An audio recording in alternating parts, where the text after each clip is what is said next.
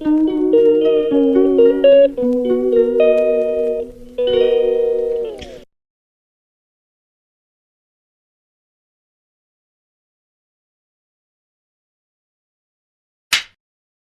Everyone, welcome to the channel Gudiya blog. तो कैसे हैं आप सब? उम्मीद करती हूँ सभी अच्छे होंगे और मैं भी बहुत अच्छी हूँ।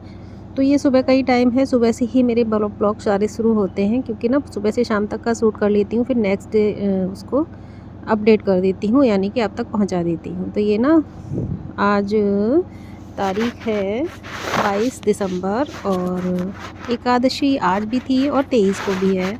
तो एकादशी की वजह से मैंने आज सुबह को ना थोड़ा सा, वैसे मेरे सारे काम आज लेट हो गए थे, क्योंकि हस्बैंड जी की तबीयत जो है 2 दिन से सही नहीं चल रही थी, उन पर ड्रिप वगैरह लगी हुई थी। तो इस चक्कर में मेरा भी रात को जगना होता था, तो ठीक से सो नहीं पा रही थी, इसलिए सुबह को सारे काम मेरे लेट हो रहे थे। तो सुबह को टाइम काफ़ी हो गया था, करीब 9 साढ़े 9 10 बजे हो गया था। ये पूजा मैं उसी टाइम पे कर रही हूँ। तो एकादशी की पूजा की थी, क्योंकि एकादशी के दिन थोड़ा सा अलग तरीके से होती है, जैसे कि वैसे तो डेली ऐसे ही करती हूँ। तो मैं थोड़ा सारा काम सारे लड्डू गोपाल को स्नान दूध से कराना, फिर जल से बाकी सारी चीज़ें से कराना, और फिर उसके बाद पूजा करना। तो एकादशी के दिन ना चावल नहीं चढ़ाते हैं, तो यहाँ पर मैं तिल वगैरह चढ़ाऊँगी, ये तिल चढ़ा रही हूँ। और फिर उसके बाद ना इत्र भी लगा देती हूँ लड्डू गोपाल को। और फिर तो करीब 15 आधा घंटा करीब पूजा में लग जाता है। वैसे पूजा में तो ज़्यादा टाइम नहीं लगता है, बस उनको साफ़ सफाई करने में और कपड़े वपड़े पहनाने में, बस इसी चीज़ में ज़्यादा समय लगता है। पूजा तो बहुत जल्दी से हो जाती है, वैसे मैं बहुत ज़्यादा कुछ नहीं करती हूँ। हाँ, किसी विशेष दिन कुछ मंत्र जाप वगैरह करना हो तो वो कर लेती हूँ। तो बस सारी पूजा मेरी हो गई थी। ये मेरे पूरे फुल लुक है मेरे मंदिर का। तो आप सभी को एकादशी की बहुत बहुत शुभकामनाएं। वैसे 23 को भी है मोक्षदायी एकादशी और आज भी है, तो मैंने आज ही कर ली थी, क्योंकि कल मुझे जाना था स्कूल।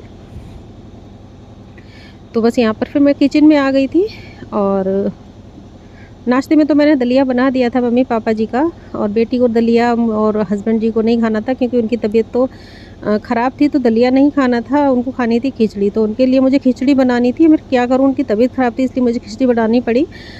लेकिन एकादशी को नहीं चावल खाते हैं, तो पर क्या करें, भगवान सब जानते हैं, उनको कुछ और नहीं सूट कर रहा था।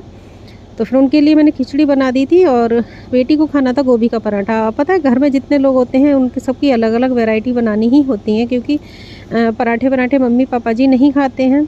हस्बैंड जी की तबीयत ठीक नहीं थी, तो वो नहीं खा सकते थे पराठा। तो बस बेटी के अकेले के लिए मैंने 2 ही पराठे बनाए।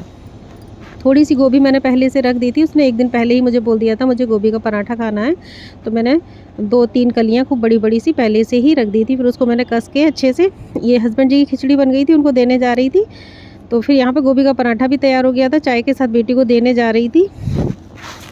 फिर उसको दे दी, और हरी मिर्ची के अचार के साथ उसको बहुत अच्छा लगता है, तो बस उसको दे दिया था। और सारे लोग आजकल ना बिस्तर पर ही बैठे रहते हैं। फिर एक पराठा और सेका मैंने, एक तो दे आई थी मैं, दूसरा और सेका। बस 2 ही पराठे सेके थे, और बाकी का सारा नाश्ता वगैरह सबका हो चुका था। उसके बाद ना फिर छुट्टी थी, तो सोचा आज थोड़े से कपड़े निकाल देती हूँ। तो इधर मशीन भी मैंने चालू कर दी थी कपड़ों के लिए। जब से मैं सुबह से काम कर रही थी तब से मशीन चल रही थी, तो कपड़े मेरे सब धुल गए थे। अब बारी आती है इनको सब ऊपर सुखाने की। फिर मुझे साथ ही साथ खाना भी बनाना था, और मम्मी पापा जी की अलग सब्ज़ी बनानी थी। वो बिल्कुल मिर्च विर्च नहीं खाते हैं बिल्कुल भी, तो उनकी सिंपल सी सब्ज़ी बनती है। वैसे खा तो हम भी वही लेते हैं, लेकिन हाँ, बच्चों के लिए थोड़ा सा अलग बनाना पड़ता है। तो आज तो घर में 4 लोग, 5 लोग और 3 तरह का खाना बन रहा था। तो बहुत थकान हो जाती है, चाहे 1 जने का बनाओ चाहे 4 जने का बनाओ, किचन में उतने ही काम होते हैं। फिर उसके बाद कपड़े वगैरह सुखाने के बाद मैं ना थोड़ी देर धूप में बैठी पौधों के साथ, और अपने बालों को सुखाया, क्योंकि शरीर को धूप लगना भी बहुत ज़रूरी है। और टाइम लंच का होने ही जा रहा था, करीब बज रहे थे 12 साढ़े 12 बज रहे थे। तो सब्ज़ी वगैरह मेरे माइंड में थी कि मुझे आलू गाजर की सब्ज़ी बनानी है। फिर नीचे आके मैंने ना गाजर और आलू को छीला। आलू गाजर छीलने के बाद फिर इनको ना सिंपल बिल्कुल छौंकूँगी। 2-3 आलू छीले और 4 से 5 गाजर, तो उनके लिए आलू गाजर की सब्ज़ी हो जाएगी। और बाकी का देखती हूँ फिर क्या खाएंगे। और सब्जियां भी मेरे पास थोड़ी थोड़ी रखी हुई थी रात की, तो हमारा ऐसे ही हो जाएगा। हस्बैंड जी को तो खिचड़ी ही खानी थी, तो उनको दोबारा से क्या, उन्होंने एक ही बार खिचड़ी खाई थी, दही से नहीं खाई थी, ऐसे ही सिंपल पतली सी खिचड़ी बना दी थी मैंने, वो खा ली थी। और मैंने तो दलिया खा ही लिया था, मम्मी पापा जी और मैंने, और बेटी ने खाए थे गोभी के पराठे। फिर उसके बाद आलू गाजर की सब्ज़ी बनाने में आ गई। सिंपल सी सब्ज़ी बनाऊँगी, बहुत ज़्यादा कुछ नहीं करती हूँ मैं मम्मी पापा जी के लिए। और इधर बर्तन सारे धुले हुए रखे थे, तो उनका भी बहुत बड़ा काम होता है समझो। और किचन में तो ना अगर आ जाओ तो कुछ ना कुछ काम निकला ही रहता है। सारे बर्तन ना अपनी जगह पे सेट कर दूँगी, क्योंकि ना ड्रॉअर के अंदर बड़े-बड़े बर्तन रखे जाते हैं, स्टैंड में सारे छोटे-छोटे सेट करने होते हैं। बस यहाँ पर फिर मैं ना सब्ज़ी छौंक दूँगी, बर्तनों का काम हो गया था। और इधर मैंने कढ़ाई भी रख दी थी गैस पे, और फिर निकाला तेल, क्योंकि तेल छोटे वाले डब्बे में ख़त्म हो चुका था। नीचे बड़ा वाला डब्बा रखा था, उसमें सारा स्टोर वाला तेल था। वैसे स्टोर तो और भी जगह रहता है, बड़ी सी जो टीन होती है ना उनमें स्टोर रहता है। तो फिर यहाँ पर मैंने सिंपल सा तेल डाल के और लहसुन प्याज को बारीक सा चॉप कर लिया था, फिर उनको भून लूँगी। और उनके भुन जाने के बाद फिर आलू और गाजर डाल दूँगी। वो बिल्कुल सिंपल सब्ज़ी है, कभी-कभी ना बिल्कुल सिंपल सब्ज़ी खाने का टेस्ट जो आता है ना वो किसी और में नहीं आता। तो बस हल्दी और नमक डाला मैंने और इसको धीमी गैस पे बस पकने के लिए छोड़ दिया, ये अपनी भाप में पक जाएगी और बहुत ही टेस्टी लगती है। मैं इतना थक गई थी कि मैं जो ना लेट गई फिर। तो मेरी बेटी ना रोटी सेकने आ गई थी दादी बाबा के लिए। मैंने उसको बोल दिया था, बेटा अगर मैं सो जाऊँ तो तुम सेक देना। तो उसने ना सेकने आ गई। फिर मेरे हस्बैंड जी ने, मुझे दूसरे कमरे में सो रही थी तो उन्होंने फ़ोन किया, उनके पास कोई मिलने वाले आ गए थे कि चाय बना दो। तो फिर बेटी रोटियाँ सेक रही थी तो फिर मैंने चाय बनाई। और फिर ये क्लिप है ना शाम की चाय की। खाना पीना खाने के बाद सब कुछ हो गया था, किचन क्लीन कर दी थी। फिर ना दीदी आ गई थी मेरी ननद जी, क्योंकि उनके भाई की तबीयत ख़राब थी तो उनको तो टेंशन हो गई, तो वो फटाफट से उनको देखने चली आई थी, छुट्टी भी थी तो फिर वो उनको देखने आ गई थी। तो फिर बस शाम को फिर मुझे ना बहुत ज़ोर से ठंड लगी, तो मैंने ये बहुत मोटी सी मेरे पास हुडी रखी थी, आज मैंने वो निकाली। मेरे यहाँ तो बहुत ठंड शुरू हो गई है, गलने वाली ठंड, यानी कि पानी में हाथ डालो तो ये लगता है हाथ कटे जा रहे हैं।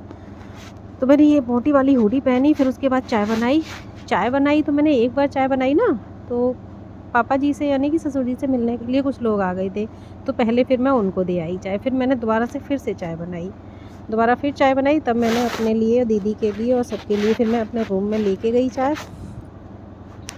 और दिन इतना छोटा होता है कि ना काम करते करते ही पूरा दिन निकल जाता है। ये लगता है कि बस सुबह से शाम में लगे ही रहो, अगर थोड़ा बहुत रेस्ट कर लो तो उतना ही काम लेट हो जाता है। फिर यहाँ पर ना कमरे में दीदी बैठी हुई थी और सभी हस्बैंड जी पर अभी भी ड्रिप लगी हुई थी।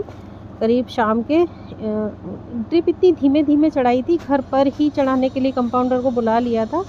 तो दोपहर को 3 बजे ड्रिप लगाई और रात के 8 बजे तक ड्रिप इन्होंने इतना बिल्कुल बहुत स्लो चढ़ाई। तो इधर ड्रिप चढ़ गई थी, सब काम हो गए थे। फिर आ गई थी कुछ लोग आ गए थे मेरे हस्बैंड जी को देखने वाले। ऐसे ही उनका तो बस पता चल जाए किसी को कि हाँ उनकी तबीयत ख़राब है तो फटाफट कोई ना कोई आ ही जाता है। तो रूम में बैठे हुए थे, तो मैंने सोचा लाओ अब मैं तब तक अपने शाम के खाने की तैयारी कर लेती हूँ। तो शाम के खाने में ना ये जो सब्ज़ी है जो मैंने आपको दिखाई है ना, इसको मेरे यहाँ तो रतालू बोलते हैं। ये बहुत चिपचिपा सा होता है, काटो तो ना इससे खुजली होने लगती है हाथों में, और बड़ा मुश्किल से मुझे बिल्कुल पर्सनली पसंद नहीं है। हाँ मेरे घर में सबको पसंद है, तो मैंने कहा चलो बनाती हूँ, कई दिनों से रखे हुए थे। तो बस मैंने उसके लिए ना मसाला पीस लिया था, वही लहसुन प्याज अदरक हरी मिर्च का पेस्ट बना लिया था और उसको कट कर लिया था। और पता कट करके ना मुझे कतई पसंद नहीं है, ना तो इसको काटना ना छोंकना, बट हाँ ये है सबके लिए बनाना ही पड़ता है। तो मैंने थोड़े से खड़े मसाले और मेथी दाना डाला और जो पिसा हुआ पेस्ट था वो डाल दिया मैंने। और बेसिक से मसाले हल्दी धनिया लाल मिर्च बस यही डाल के उसको मसाले को भुना। और जो रतालू होता है ना, रतालू को फिर मैंने इसको मसाले को अच्छे से भूनूंगी और रतालू इसमें डाल दूंगी। पता है लोहे की कढ़ाई में मैंने बनाई, ये देखिए कुछ कलर चेंज हो गया है, कुछ वाइट है, मुझे बिल्कुल भी नहीं अच्छे लगे। लेकिन हाँ कि ये है, सब्जियाँ हैं आजकल महंगाई बहुत है तो कोई भी सब्ज़ी वेस्ट नहीं करनी चाहिए, इसलिए फिर मैंने बना लिए। और बनाए तो वो लगे तो बने तो बहुत ही अच्छे थे। ये देखिए कितने चिपचिपे होते हैं, जैसे कि अरवी होती है ना घुइया, उस तरीके से इसमें ना चिपचिपाहट होती है। ये देखिए इस तरीके से इसमें चिपचिपाहट होती है, तो इसको ना छीलने से भी हाथों में खुजली होने लगती है, तो मुझे बड़ा डर लगता है इसको छीलने में। फिर मसाला भुन गया था, उसके बाद डाल दिया मैंने इसमें नमक।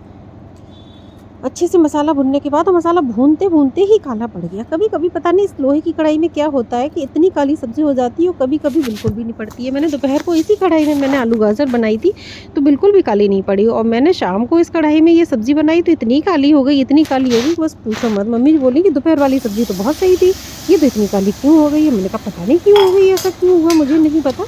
फिर उसके बाद दीदी थी तो दीदी को मैंने बोल दिया था कि आप भी थोड़ी सी सब्ज़ी ले जाना, इतनी नहीं कोई खा पाएगा। तो बहुत अच्छी सब्ज़ी बनी थी, टेस्टी।